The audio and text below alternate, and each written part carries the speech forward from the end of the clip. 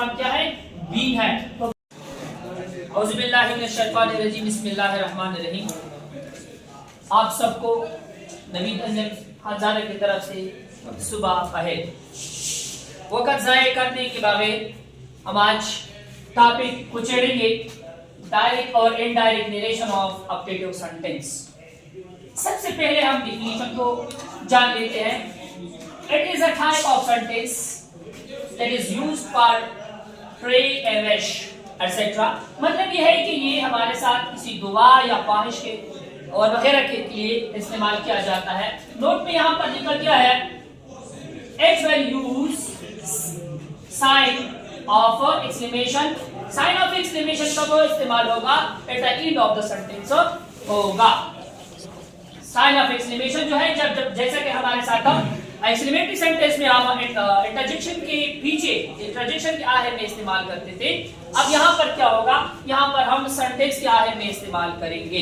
अब यहाँ पर हमारे साथ सेम टू को जब हम चेंज करेंगे, उसको हम या प्रे में चेंज करेंगे या हम क्या चेंज में करेंगे?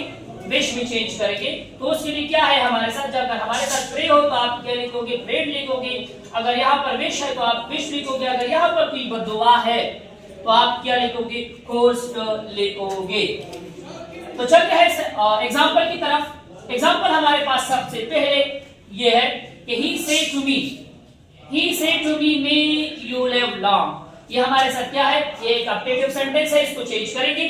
क्योंकि यहाँ पर मैंने हमेशा के लिए कहा है कि इस सेंटेंस पर रिपोर्टेड स्पीच के ऊपर आप फोकस करोगे।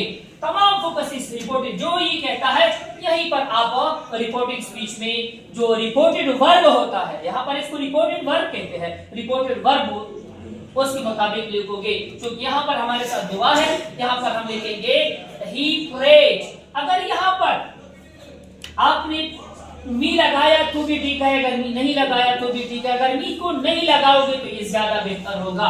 क्योंकि हमारे साथ ये सिंपल सेंटेंस है, इस वजह से हम क्या लिख लेते हैं? दैट लिख लेते हैं। अब हम देखो यहाँ पर हम माइट सेंटेंस के पहले नहीं लिखेंगे, सब्जेक्ट के बाद लिखेंगे। क्योंकि ये हमारे साथ क्या है? इनडायरेक्ट है। इनडायरेक्ट में हमेशा के लिए सब्जेक्ट के बाद वर्ब आता है।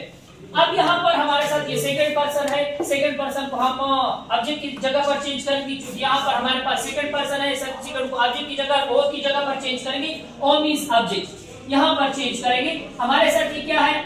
ये हमारे साथ सब्जेक्टिव केस है। इसका सब्जेक्टिव केस क्या होगा? बी का आई होगा और आई के साथ इसको हम चेंज करेंगे।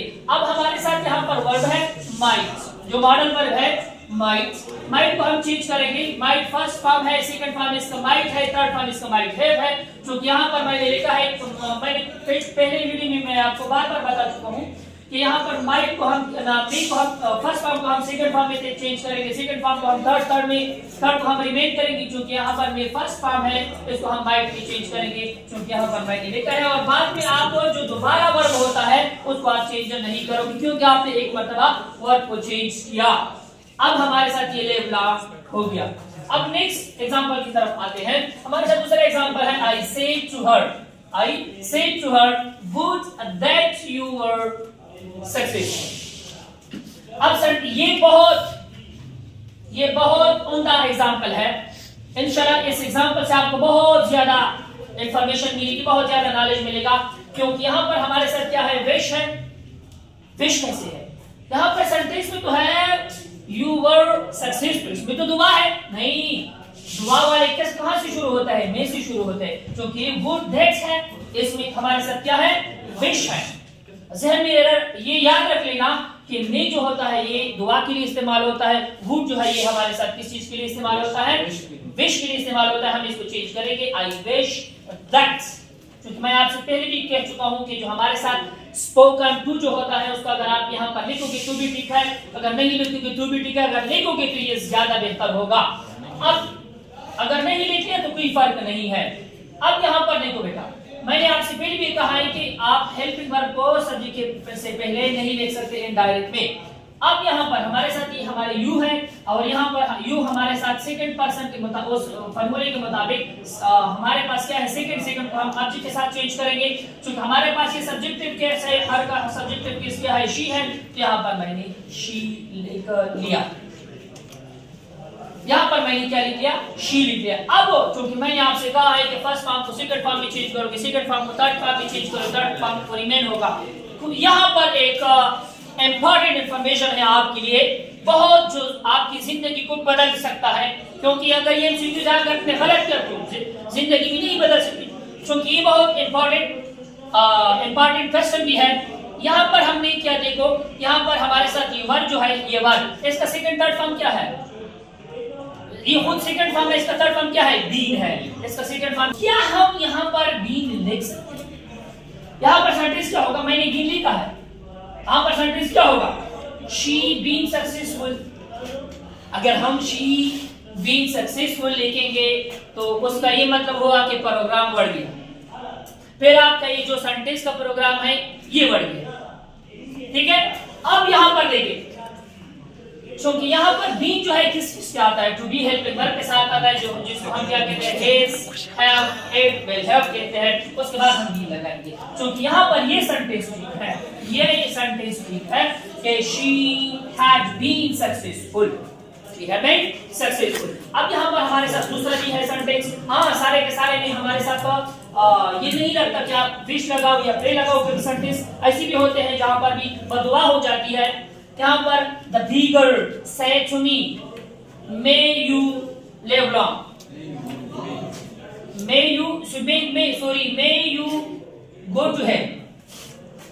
मुझे भिखारी ने कहा कि आप बाढ़ में जाओ, आप जहन्नम में जाओ, कोई मसला नहीं, क्योंकि इसने बीगर को कोई भी चीज नहीं दिया। तो यहाँ पर क्या है, हमारे साथ बदुआ है, यहाँ पर क्या है, बदुआ है। तो अब यहाँ पर देख लेते हैं इनडायरेक्ट में हम क्या लिखेंगे, he the beggar holds, यहाँ पर हम क्या लिखेंगे, holds लिखेंगे that।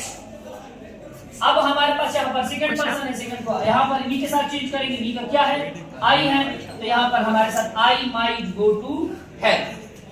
तो अब यहाँ पर एक क्वेश्चन यहाँ पर ये पैदा होता है, जो हम मुझसे एक शागिर्द ने पूछा, why do we not change third person, हम थर्ड पर्सन को क्यों नहीं चेंज करते। ये आज का सवाल है, कमेंट सेक्शन में जरूर इसका जवाब देना और अपने जो सेंसिटिव राय होते हैं उसे हमें जरूर आगाह कर देना।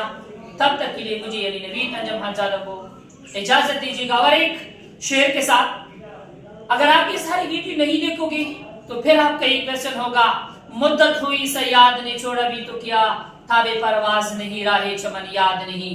फिर ये होगा कि अगर आप सारे वीडियो को नहीं देखोगे, फिर कहोगे कि सर मैंने वीडियो देखी, फिर मुझे कोई भी चीज समझ में नहीं आया। सारी वीडियो को जब देखोगे इंशाल्लाह मैं दावे के साथ कहता हूँ कि सारे इंफॉर्मेशन आपके दिमाग में होंगे। तब तक के लिए अल्लाह हाफिज।